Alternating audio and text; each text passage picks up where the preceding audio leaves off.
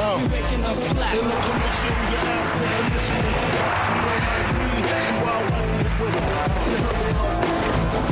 Shady, been on the low lately. The feds hate me. The southern, they say my is too blatant. You hesitating. I'm in your.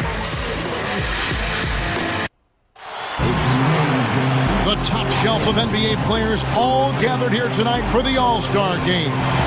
It's great to have you with us. This is Kevin Harlan. Joining me, Steve Kerr and Clark Kellogg. Here's the starting five. State Farm presents our lineup for the tip-off. First, for the East All-Stars, Derrick Rose is out there with Ellis.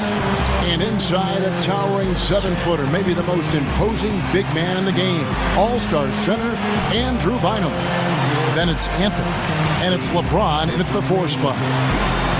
And then for the West All-Stars, Kobe is out there with Russell Westbrook. And playing at the center position, the premier low-post weapon out of Prentiss, Mississippi, Big Al Jefferson. And it's Durant, and it's Love in at the 4. Well, it never gets old to see the incredible talent on display here at All-Star Weekend. Yeah. This year is no different. Well, pretty much all of the events are a lot of fun to watch, and one of the things about the All-Star break is that it can provide some much-needed rest for NBA players and coaches and trainers as well, a chance to regenerate and heal up a little bit. Even for those players in the big game, that week off can still be pretty big. Got that bucket in no time at all. The kid's got his first 2 points. You're going to have a heck of a time finding any flaws in his approach to the game offensively. Here's West now. 9-point game. And a lot of times it can be a tale of 2 seasons before and after the All-Star break. Yeah, you really want to just peak at the right time. You think back to last season, some of the players who really came on, guys like Paul Pierce and Carmelo Anthony, they turned their seasons around and really gave their teams a big boost. And I think that's a major part of trying to get hot down the stretch. Catching up on changes for the West. Davis is checked in for Griffin. Iguodala comes in for Paul Millsap. And it's Gordon in for Russell Westbrook. He got one step ahead of the defense on that one. Excellent job. Dragic kicks to Davis. The All-Star break, really a bit of a pit stop of sorts for NBA teams. Some teams lose momentum, others take on new life and get regenerated when the season resumes. It's always interesting to see how that dynamic plays out. Wasted no time on that shot, but it's off the mark. And even 3-on-3 break. Let's go quickly over to Doris Burke for an update. Kevin, I had a chance to catch up with George Karl for just a few moments. I asked him about how he was going to get the All-Stars comfortable playing with each other, and he said, we're just going to keep our sets very simple and let them go out and make plays. I took one look at the roster and knew all I had to do was get out of the way, and we'd have success. Should be fun to watch, guys. And thanks for that story, Doris. Baseline jumper, and he hits the jumper for 2. The kid's got 6. And last season we saw teams like San Antonio and Boston really turn it on in the latter half of the season. Yeah, and of course with the condensed schedule, it made more sense than ever to save up a little energy for the stretch run and dial it up as the playoffs approached. And it's Rose penetrating, uses both hands to slam it down. How about that elevation? Man, some major hops and vertical there. That's your point guard right there, ladies and gentlemen. Unbelievable, aren't they? Some of the best athletes in the world playing that position. Amazing. These guys able to create and dominate. Durant dishes to Davis. And in last year's All-Star game, another close one, but another win for the West. Well, I tell you what, it was the good pick that was set that turned him loose. And once he got around it, Steve, it was smooth sailing right to the hole. Well, because of the pick, he had plenty of room. That's why he was able to power down that slant. Rose, good. No defense being played at all right now. Yeah, it'll be a high-scoring game, but at least make him work for it a little bit. And last year's game didn't start out close. The West set an all-star record, scoring 88 points in the first half. Wow. And the East, for the second year in a row, mounted a massive comeback, this time cutting it from a 21-point deficit to just 1 down the stretch. But again, they couldn't quite overcome the West, and they lost a close one. Now Dragic looking for his first bucket of the game.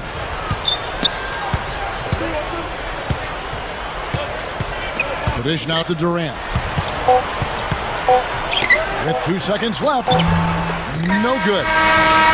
No shortage of scoring here at the end of the first quarter. West All-Stars lead by 4. Don't go anywhere, folks. We'll be back in just a moment. On tap this Wednesday. And Houston, known as Clutch City by Hoops fans, 2 championships to their credit. It's a close game here in Houston. Paul gets a screen from Durant. Griffin. So the whistle blows on the shot and 2 free throws for the contact right there. And 94-95, Steve, with the all-time great center Hakeem Olajuwon. Yeah, and in 95 with Clyde Drexler, both of them, of course, graduates of the University of Houston. How perfect that they should combine to bring the city an NBA title. Well, everybody knows around the league that if you get in Blake Griffin's way when he has a head of steam going, you're going to end up on his poster at some point. So since coming into the league, I think he's become as intimidating a player as we've seen. I agree. It's just not posterizing people either, Steve, although he does a bunch of that. When he gets a steal and has a free lane to the basket on a breakaway, there's a good chance the crowd's going to see a mini dunk contest from Blake. Well, you know, you always want your side to win, but I think it's pretty common that we don't see too many fouls in these games year to year. Steve, you're exactly right. I mean, I think we usually see a few here and there because guys are also reacting based on instinct, playing the game similar to how they know how to play basketball. But aside from that, you usually aren't going to see too many whistles. You know, I think one thing that makes the All-Star Game so special is just the history involved. This event has been held since 1951. And a lot of those legends of the NBA past are here in attendance. Outside Durant. Releases. Good, and Paul gets the assist. And that's 12 points for Kevin Durant. And the points coming in bunches, defense and afterthought. It's like a pickup game, Clark. I mean, these are always shootouts. Front pass the arc. And the rebound goes to Griffin. And when the players step out on the court, you know, Steve, they know that they're writing their names in the pages of history. Yeah, they're really making their mark on this Sunday night, but at the same time, they've just got to focus on playing the game. And sometimes you get caught up in the atmosphere and the moment, but for these players, it's all about just focusing on the game and trying to enjoy themselves. Here's West now. 3-point lead. Defensive foul. The West All-Stars have had 12 attempts at the line, making 8 so far. First one falls for. Chris Paul selected to the All-Star team for the 6th straight year. Actually missed the game in 2010 after knee surgery. You know, he just loves to set the table for all the great scorers in this game. In fact, he averages almost 12 assists per game during his All-Star appearances. Looking at who's out there now for the West. Al Jefferson is checked in for Griffin.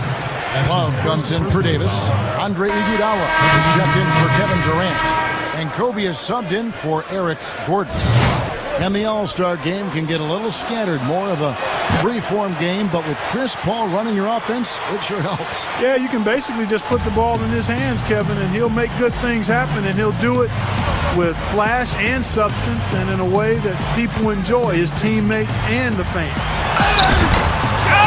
Here's Jefferson, the stupendous finish in traffic. Jefferson's got 4 points in the quarter. Nice putback.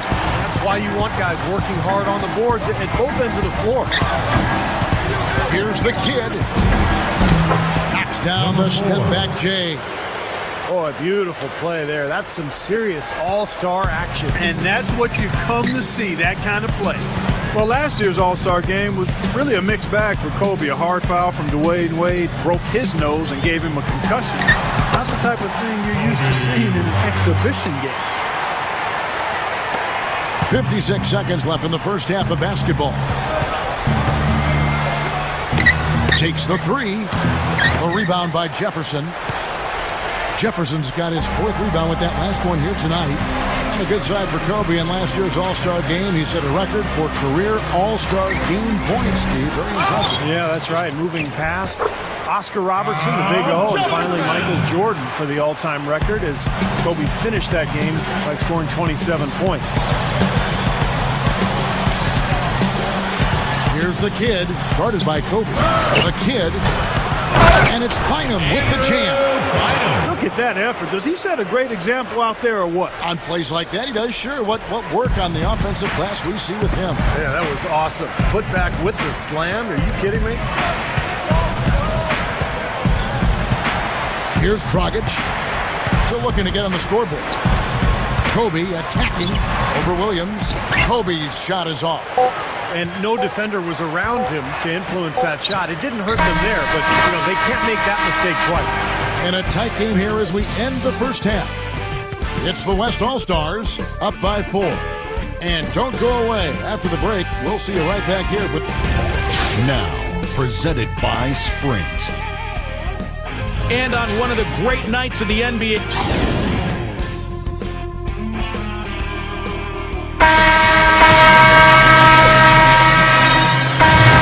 So a close game sees the West All-Stars taking this one. And this is the third straight win for the West now, guys. They've won 8 of the last 12. Pretty strong run. Yep, the Western Conference continues to have that edge, catching up with the East in all-time All-Star victories with 26 wins to the East's 36 wins in this event.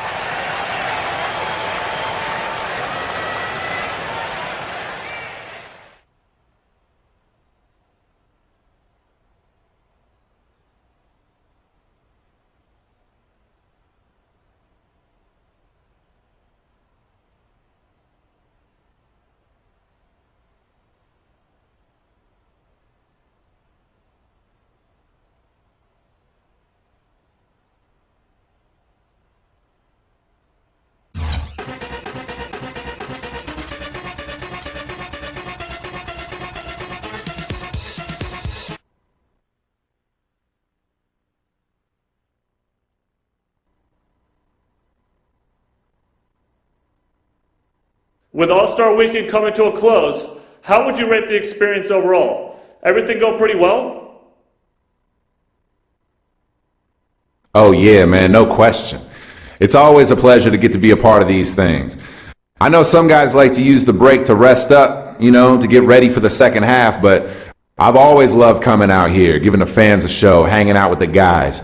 I'm already looking forward to next year's game.